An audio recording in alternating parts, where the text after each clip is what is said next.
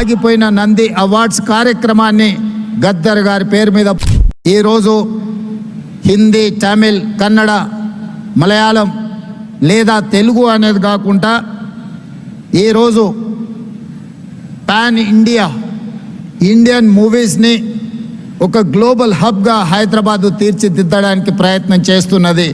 Indian cine పరిశ్రమ అంటే ఒకే గొడుగు కిందకి రావాల్సిన, ఒకే నగరంలో నుంచే ప్రపంచానికే గొప్ప సినిమాలను అందించాల్సిన అవసరం ఉన్నది.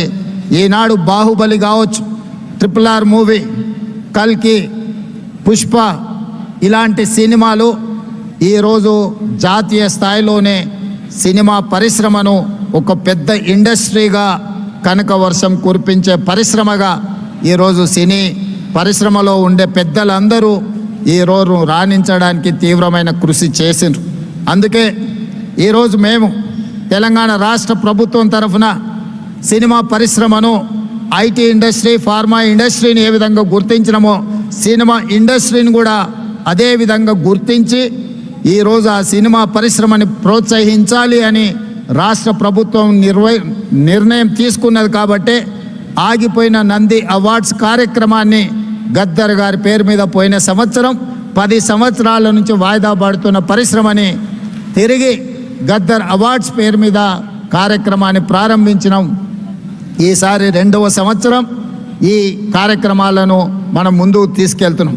ఈ కార్యక్రమంలో ఖుష్బూ గారు లాంటి వాళ్ళు, జయసుధ గారు లాంటి వాళ్ళు వీళ్ళందరూ కూడా రావడం, ఈరోజు అవార్డ్స్ రిసీవ్ చేసుకున్న నాగ్ చైతన్య, రష్మిక వీళ్ళందరూ కూడా youngsters, they are upcoming stars, they are going to create history.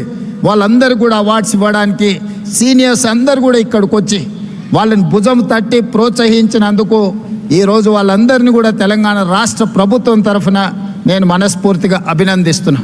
నా వైపు నుంచి నేను ఒకే మాట చెప్పదలుచుకున్నా. As a Telangana chief minister, I have a responsibility, I have a accountability. I have to encourage my people. I have to identify talent. I have to give space to perform them.